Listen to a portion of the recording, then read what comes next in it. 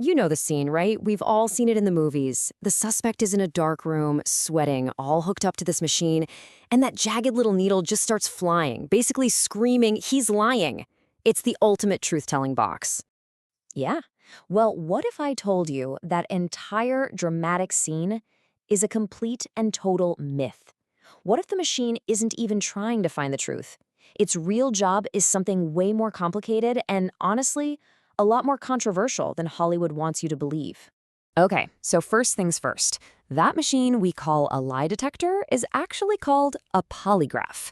And here's the kicker. It doesn't detect lies. At all. It can't read your mind, it doesn't know what's true or false, it's not a truthometer, it's more like a stressometer. Which kind of begs the question, right? If this thing can't actually tell if someone's lying, how in the world has it been used to decide people's fates for more than a century?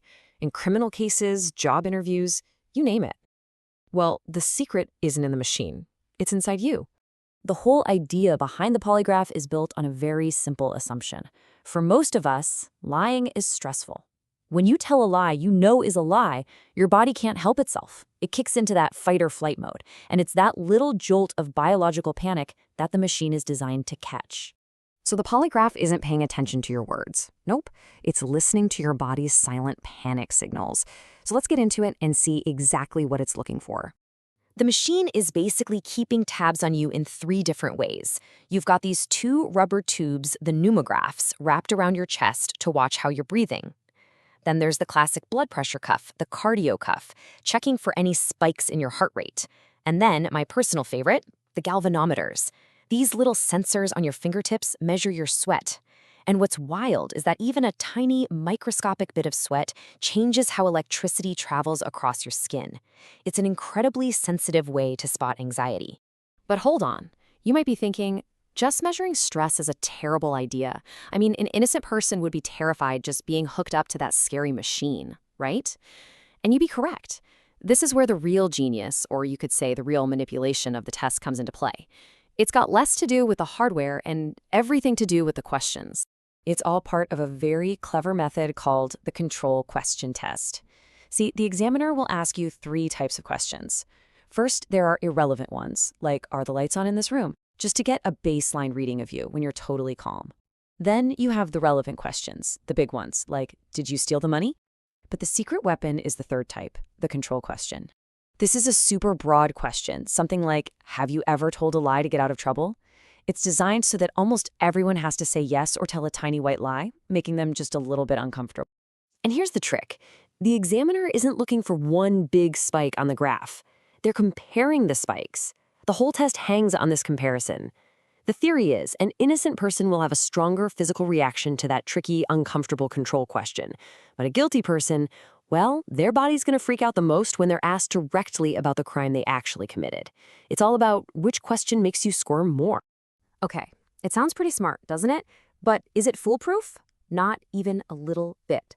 The entire system is built on a massive, critical flaw that not only makes it possible to beat, but also makes it dangerously likely to point the finger at innocent people. And this really is the heart of the problem.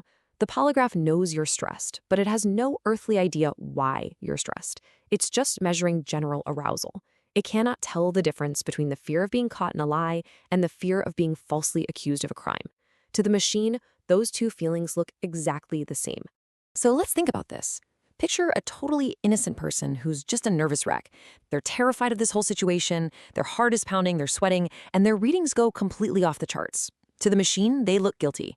Now picture a calm, cool psychopath who feels 0 guilt about what they did. They can lie with a perfectly steady heart rate and sail right through the test. The machine can get it completely dangerously backward. Because of this flaw, people have developed all sorts of ways to beat the test. And here's the secret. The trick isn't to stay calm when you lie. No, the trick is to artificially spike your stress levels during those easy control questions. So people will do things like bite their tongue or put a thumbtack in their shoe and press on it. By faking a big reaction to the simple questions, you make your reaction to the real questions look small by comparison. And this is exactly why the legal system generally doesn't trust the polygraph. In most courtrooms, you can't just submit a polygraph result as evidence. It's widely seen as more of a pseudoscience than a hard, reliable fact. So it seems like the era of the classic polygraph is slowly coming to a close. But the search for a true, working lie detector? Oh, that is just getting started. So what's coming up next? The future of lie detection is all about getting closer to the source. Instead of measuring these indirect signals like your heart rate, new tech is trying to go straight to the brain itself. Things like fMRI scans can literally watch which parts of your brain light up when you're making up a lie. And there's also AI being trained to spot micro expressions, those super fast, involuntary facial twitches that give away our real emotions. So, what's the big takeaway here? Well, for now, the polygraph's greatest strength isn't its technology, it's its reputation. It works best as a tool for psychological intimidation. A lot of its power comes from one simple thing: the person in the chair believing that it actually works. So now you know the secrets. You know how it measures stress, you know about the control question trap, and you know the tricks people use to beat it. So I've got one final question for you. Knowing everything you know now, do you think you could beat it?